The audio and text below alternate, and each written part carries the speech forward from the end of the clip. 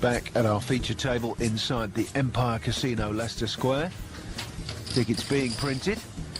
And Daniel Negreanu with a thoughtful face and an interesting hand, pocket fives. This will be good enough to open up for a raise, I suspect. Daniel likes to play a lot of hands. Good enough to get rid of Junglen and Lederer. Lee Nelson sees 8 deuce and puts it in the trash, quite rightly. And nobody wants to take on Daniel Negreanu here. Action around to Magnus Persson, the Swede. He's in the big blind, and he decides that there's value enough to make the call, even with 10-8 offsuit. Well, he does have 2 overcards, luckily for him. They have both missed that. It's given a gut shot to Persson, but he won't like those spades. And Daniel Negreanu is definitely going to make a continuation bet here. It's legitimate for Magnus to put him on the ace. He did bet in early position, but with a gut shot, it's worth a small call.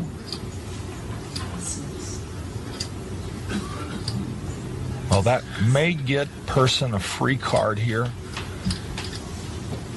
Daniel gave him an iffy look. He wants to see a river card. So nothing for nobody.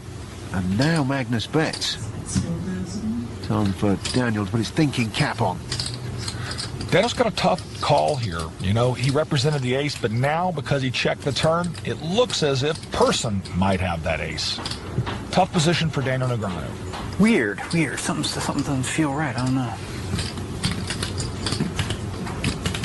Magnus trying to look as relaxed as possible, like he's definitely winning this hand.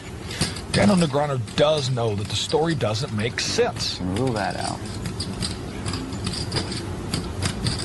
I'm so suspicious, to tell you the truth. And if Daniel is suspicious, that means he's definitely considering a call here.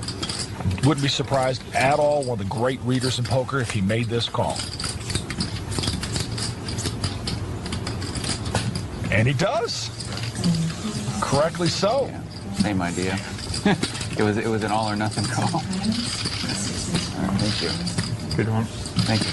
Daniel Negreanu knew he was either up against a monster or a complete bluff. So suspicious for some reason. Hasn't made any mistakes yet. It's been non-stop making good calls. And this is a great final table to watch, just to really get that in. 178. Daniel raises it to 178. Now this time Daniel's got pocket eights, and he raises it to 178,000. Adam's going to quickly fold that lousy hand. Now Warren's got a 5-4 here in the big blind. That's a pretty good hand to see a flop. Chip stack. Exactly, and it's only a 2.5 blind raise. It's one of those things that it's not that much more for Warren to call, and why not see a flop with that hand? Especially because it's a disguised hand, because if he hits it, you know, Daniel wouldn't think he's playing those little cards. Now, if I was playing against Daniel, I might think he's holding those cards, but maybe not Warren. Yes.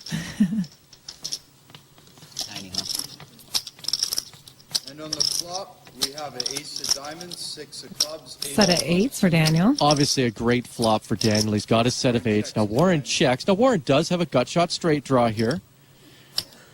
Now I like this bet from Daniel because Daniel's also shown that he is willing to throw a little bit of money into the pot on the flop just to see where his opponent is, whether he has anything. And he also needs to protect his hand as well. There is a flush draw out there, but he's figuring Warren has to have had a hand a little bit. Maybe try and get him to maybe raise him here or just get more money in the pot. He would love to see Warren with an ace, obviously. Yes. Oh, man, that'd be great. Yeah. Or even a flush draw. I would take that gamble. But Warren's really thinking about this one. Yeah, he's really contemplating. He might even be thinking of a re-raise here just to find out where Daniel is in the hand. Oh, no, it looks like he's just going to make the call. Well, this would be some kind of card. If 7 hits here, now that would be interesting to see how Daniel would react. 7 or a club. It would be interesting to see how Daniel would react. True. On the turn, we have Oh, an ace of hearts. Well, now Daniel's made the full house. Warren has 0 outs. Obviously, Warren doesn't know that. Daniel's begging for him to have an ace right now. Not the case. It looks like Warren's going to make a mistake here because he's actually going to lead into Daniel's full house. I really don't like that. 60,000. Well, the only good thing is he's going to find out if Daniel calls, he's got to know Daniel has a hand. If Daniel has nothing, he will lay this hand down at this point. Clearly. And Daniel really can't put Warren on an ace because of the way that he's played this hand so far. Daniel calls. So now Daniel calls. Now the warning bells should be just going off in Warren's head that, you know, okay, that's it. Daniel has a hand. We have a jack of hearts. Jack of Hearts obviously didn't change anything here.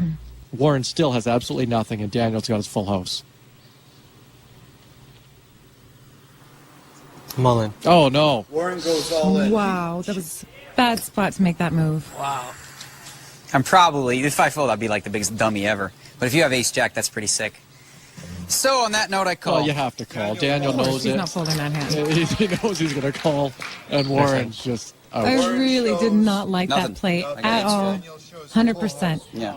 No. The only hand that's going to call you is one that has you beat. On top of the fact that if he did have a big hand like ace jack, he's going to want to value that hand, put out a good bet to get a call. You don't want to go all in. Obviously, he's not going to call you. So clearly, Daniel knew he had the best hand.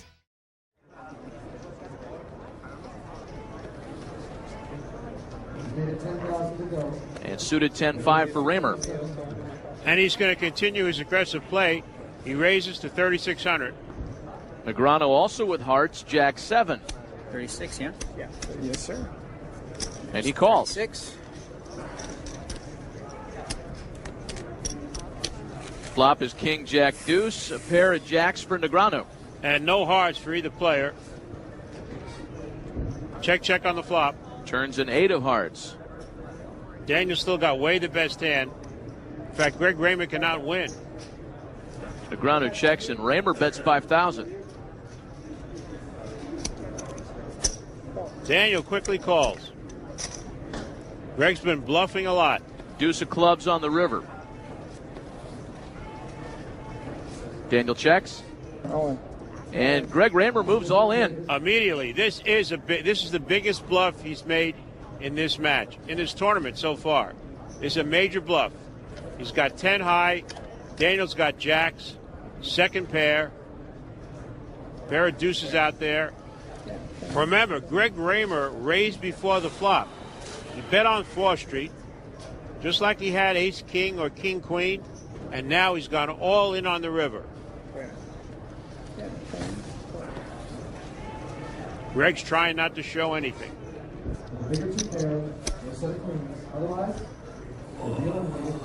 Daniel smells something. Oh, this could be a real big mistake.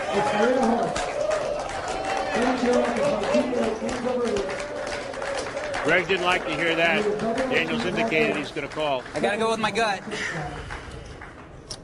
Gotta go with my gut. This could be really stupid. I call. Wow. You call, you win, buddy. How do you call that? Great call. What a Great call. play. Tough one, tough one. You put the heat on, buddy. You put the heat on. Middle pair, baby. That's the one I needed. Thanks, bro. You're the man. Oh. Whew, that was tough. Daniel Negrano eliminates Greg Raymer and advances to the field of 16. Yes. Oh, baby, what a big call. That's all. That's the whole thing right there. I called him. Johnny Chan. Sitting in the white shirt there, Jacob Paulson currently second in chips. He's picked up 7-4 of hearts. Looks to be getting involved. Well, I see I got a hold of those chips. He's playing a lot of hands. 7-4 hearts is a good imagination. Yeah, he's obviously a Gus Hansen fan. Any two will do. Morigliano calls. Beavers folds from the button, but Daniel Negrano with King Jack in the small blind. He's going to complete. It's good. And Johnny Chan checks it with the 8-7 from the big blind. And here comes the flop. Ace, king, and a 6. Daniel Negreanu caught a piece of this flop. Only player that did. That ace has got to scare him a bit, though. Marigliano could make a 10 for the straight, but it's Paulson who comes out betting, and he has missed by a country mile. And Daniel makes that call because it looks a little suspicious that Paulson entered this pot without a raise, holding an ace.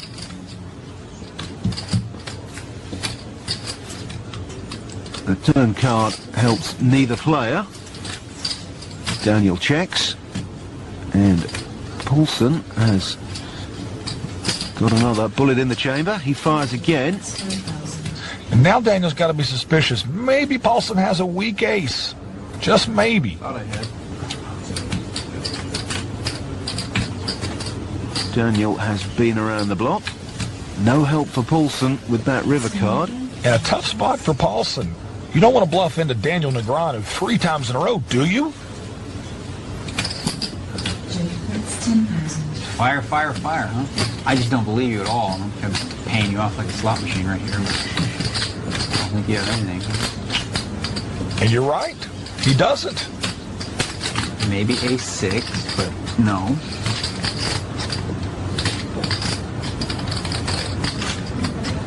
If you don't have ace-6 or ace-8, I don't think you win. He doesn't have those 2 hands. Paulson looks uncomfortable. Daniel sees it. And he should, because Daniel has the strength to call and makes a great call. All right, I'm playing good today. Kid poker certainly cooking with gas. Oh, good. Phew.